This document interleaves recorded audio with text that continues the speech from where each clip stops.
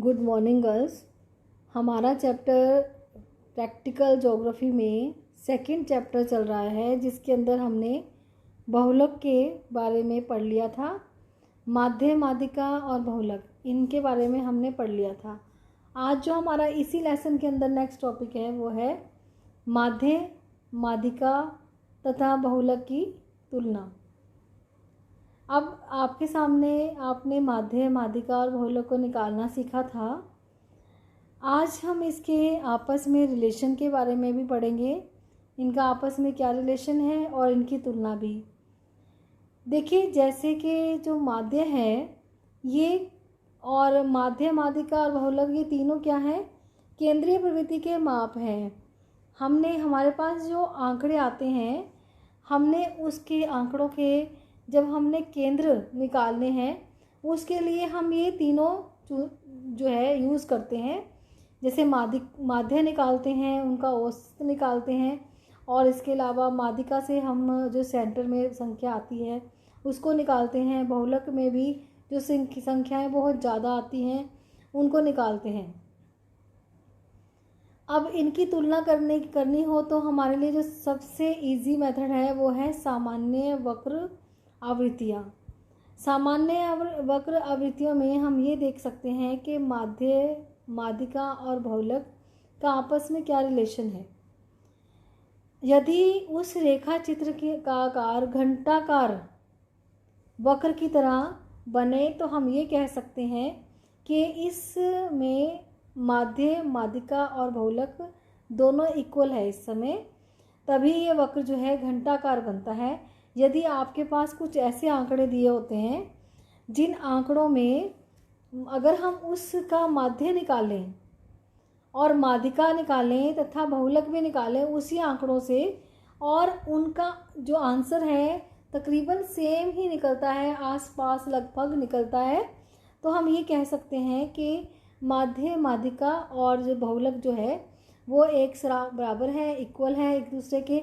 यदि हम आंसर का एग्जाम्पल लें कि एक जो आंकड़े हमारे पास है उसमें से जो माध्य निकला है वो निकला है 25.6 और बहुलक 25 या 27, और उसके बाद जो हमारे पास माध्यिका है वो भी 25 या 26 निकले। तो ये अप्रॉक्सीमेटली ये लगभग जो है एक दूसरे के करीब है। तो हम ये कह सकते हैं कि जो आंकड़े हमारे पास दिए गए थे उन आंकड़ों से हमारे पास जो माध्य, माध्यिका और बहुलक निकला है वो इक्वल है। तो उसका जो वक्र है वो कैसा बनेगा, ये देखिए, ये आपके बुक में ये वक्र दिया हुआ है, ये डायग्राम दिया हुआ है। ये डायग्राम क्या कहता है? इस डायग्राम में ये बताया गया है कि जैसे ये माध्य है और माध्यिका है और बहुलक है वो तीनों एक बराबर हैं, इक्वल हैं इस समय, क्योंकि दोनों तरफ से ये सममित वक्र है, दोनों तरफ से इक्वल है।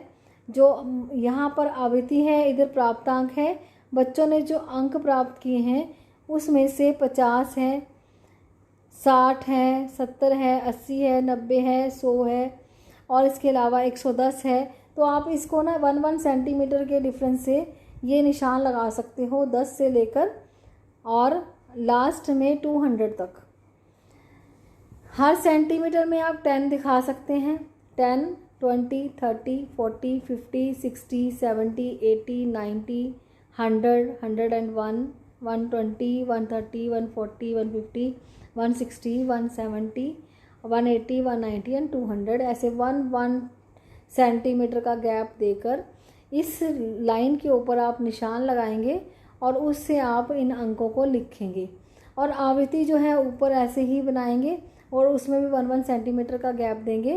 तो ये वक्र जो बनाएंगे इसमें जो सबसे ज़्यादा सेंटर में मध्य है वो है 100 को ऊपर मिलाकर इस तरह से एक सिमेट्रिकल जो है एक सममित वक्र बनाएंगे जो दोनों तरफ से बराबर होगा। ये डायग्राम की तरह ही आप इसको बनाओगे, और इसके बाद इसे कहेंगे कि हम इसमें ये कह सकते हैं कि जो माध्य, माध्यिका और बहुलक एक समान है, क्योंकि जो बच्चों ने अंक प्राप्त किए हैं वो 90 से लेकर 110 के बीच में ज़्यादा हैं। तो जो इसलिए बहुलक भी वही निकला, माध्य भी वही निकला और माध्यिका भी वही निकली, क्योंकि इस अंक को प्राप्त करने वाले बच्चों की संख्या इस समय ज़्यादा है। तो इसलिए दोनों सेम हो गए, तो इसमें वक्र जो है वो बिल्कुल ही सममित बनता है। और उसके बाद जो नेक्स्ट है, इसमें क्या है, बहुलक जो है, यदि ये जो वक्र है हमारा राइट साइड की तरफ बनेगा, स्क्यूड बनेगा, मतलब उसकी जो ढाल है राइट साइड की तरफ ज़्यादा बनेगी, तो हम ये कह सकते हैं कि इस समय जो पॉजिटिव स्क्यूनेस शो कर रहा है अगर राइट साइड में है, तो इसमें जो हमारा मोड है और माध्य और माध्यिका के बीच का संबंध क्या दिखाएगा कि इस समय बहुलक हमारा सबसे कम है माध्यिका से भी और माध्य से भी। तो इस तरह से ये कम अंक को प्राप्त करने वाले जो बच्चे हैं वो ज़्यादा हैं। जैसे कि यहाँ पर 5 जो है कम अंक को प्राप्त करने वाले हैं, और ये हमारा पॉजिटिव शो करेगा क्योंकि इसके अंदर हमारे पास जो मीन है और मीडियन है ये दोनों ज़्यादा रहेंगे, मोड से ज़्यादा मीन और मीडियन रहेंगे। तो हमारा यहाँ पर धनात्मक विषमता को दिखा रहा है। इसी तरह से ऋणात्मक विषमता को दिखाने वाला भी है। यहाँ पर क्या है, इसके अंदर जो बहुलक है वो क्या है, वो अधिक अंक प्राप्त करने वाले बच्चे जो है वो कम है, उनकी आवृत्ति कम है। इसके साथ जो कम अंक प्राप्त करने वाले हैं वो बच्चे ज़्यादा हैं, तो इसमें ऋणात्मक दिखाया गया। देखिए यहाँ पर कम अंक जैसे 0 to हम कह सकते हैं 10 तक के बच्चे वो ज़्यादा हैं, तो हमारा वक्र जो है वो किस तरफ होगा, लेफ़्ट साइड में इसकी ढाल ज़्यादा होगी। जब लेफ़्ट साइड में ढाल ज़्यादा होगी तो किसको दिखाएगा, ऋणात्मक विषमता को दिखाएगा। अब यहाँ पर जो अंक हैं वो क्या है, 0, 5, 15, 10, इस तरह से अंक जो हमारे पास है, और 200 तक इसको अगर हम लेकर चलें तो आप 10 का गैप ही छोड़ेंगे। यहाँ पर भी 0 से 10, 20, 30, 40, 50 इस तरह से छोड़ेंगे, और आपका जो यहाँ पर वक्र बनेगा ये इसकी जो साइड है ये वाली लेफ़्ट साइड ज़्यादा ढाल वाली बनेगी, क्योंकि ये ऋणात्मक विषमता को दिखा रहा है। कम जो अंक है वो माइनस में जो अंक हैं वो ज़्यादा बच्चों ने लिए हैं, इसलिए इसके जो है ये देखिए ये इधर वाले जो अंक हैं ये माइनस के हैं। माध्यिका से इसको इधर लिखेंगे, ये माइनस वाले अंक हैं, उधर प्लस वाले अंक हैं, और इस तरह से ये जो अंक माइनस वाले हैं ये ज़्यादा बच्चों ने लिए हैं, इसलिए ये ऋणात्मक विषमता को दिखा रहा है, जिसमें हम कहेंगे कि माध्य और माध्यिका दोनों ही मोड से ज़्यादा है, बहुलक से कम है। बहुलक जो है इनमें ज़्यादा है। पॉजिटिव में क्या था, बहुलक छोटा था और माध्यिका ग्रेटर थे, और इसके अंदर क्या होगा, जब लेफ़्ट साइड में होगा तो बहुलक बड़ा होगा और माध्यिका छोटे होंगे।